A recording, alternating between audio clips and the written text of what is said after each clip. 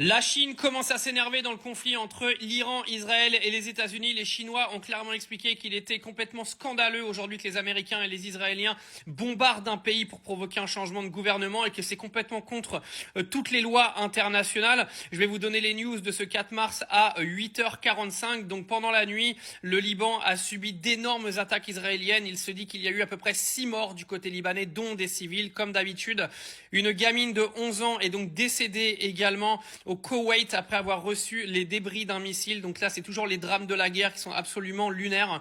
On voit également que le conflit est en train clairement de se centraliser sur le Liban et l'Iran.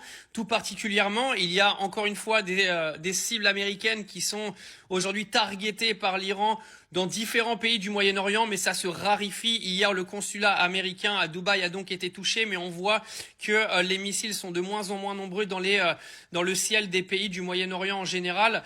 Israël cible clairement le Liban et l'Iran sont en train vraiment de centraliser leurs attaques sur Israël, qui reçoit énormément de vagues de missiles également.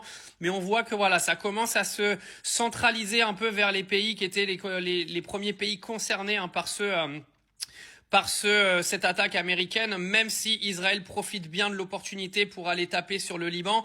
Israël joue sur la diversion des Américains en Iran pour aller, pourquoi pas, envahir le Liban, car il y a des menaces d'invasion terrestre israélienne au Liban.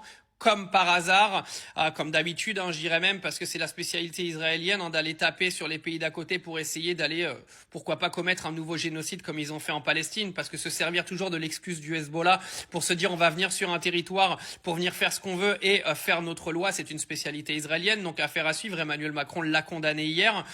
Pour ce qui est du reste des informations, il y a le trafic aérien qui commence à reprendre petit à petit, surtout les vols de rapatriement qui ont déjà ramené plusieurs milliers de Français sur le territoire français hier, dont certaines influenceuses que vous allez être charmés de revoir arriver sur votre territoire.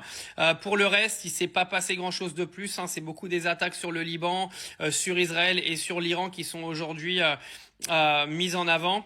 Il y a un pétrolier iranien qui a donc été coulé, pareil, au large du Sri Lanka. Mais voilà, c'est tout pour aujourd'hui. Je vous tiens au courant dès qu'il y a des news.